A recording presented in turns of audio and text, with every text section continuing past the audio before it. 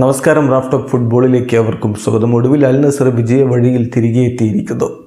Saudi Arabian pro ലീഗിലും AFC champions ലീഗിലും ഒക്കെയായിട്ട് 4 മത്സരങ്ങൾ വിജയമില്ലാതെ കടന്നു പോയതിനു ശേഷം പ്രോ ലീഗിൽ അൽ അഹ്ലിയെ പരാജയപ്പെടുത്തിക്കൊണ്ട് വിജയ വഴിയിലേക്ക് തിരികെ എത്തുമ്പോൾ അവരുടെ വിജയ ഗോൾ കണ്ടെത്തിയത് സാക്ഷാൽ ക്രിസ്ത്യാനോ റൊണാൾഡോയാണ്. ഏകപക്ഷീയമായ ഒരു ഗോളിൻ്റെ വിജയം സമ്മാനിച്ച ഗോൾ പെനാൽറ്റിയിലൂടെയാണ് അദ്ദേഹം നേടിയിരിക്കുന്നത്.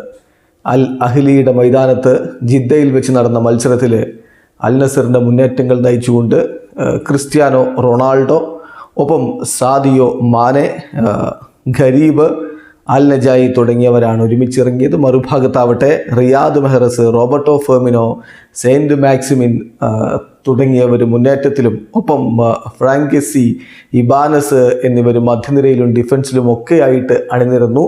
അങ്ങനെ സൂപ്പർ താരങ്ങൾ പരസ്പരം ഏറ്റുമുട്ടിയൊരു പോരാട്ടമായിരുന്നു. കളിയുടെ ആദ്യ പകുതി ഗോൾ രഹിതം. രണ്ടാം പകുതിയിൽ 68-ാമത്തെ മിനിറ്റിലാണ് അൽ നസറിന് അനുകൂലമായ പെനാൽറ്റി ലഭിക്കുന്നത്.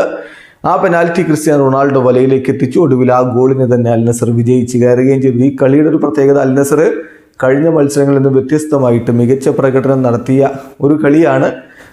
അവർ തന്നെയാണ് ഡൊമിനേറ്റ് ചെയ്തത്. പക്ഷേ ഫൈനൽ തേർഡിൽ പന്ത് വലയിലേക്ക് എത്തിക്കാൻ ഒരൽപ്പം ബുദ്ധിമുട്ടി എന്നുള്ളതും യാഥാർത്ഥ്യമാണ്. സാദിയോ മാനയുടെയും അലക്സലസിൻ്റെയും പ്രകടനം എടുത്തു പറയുകയും വേണം. ഏതായാലും അൽ നസർ ഈ മത്സരം വിജയിച്ചതോടുകൂടി 24 കളികളിൽ നിന്ന് 56 പോയിന്റുമായിട്ട് സൗദി അറേബ്യൻ പ്രോ ലീഗിൽ 2ാം സ്ഥാനത്ത് തുടരുകയാണ്. വീഡിയോ അവസാനിക്കുന്നു. ഫുട്ബോൾ ലോകത്തെ കൂടുതൽ വിശേഷങ്ങളുമായി റാഫ് ടോക്സ് വീണ്ടും എത്താം.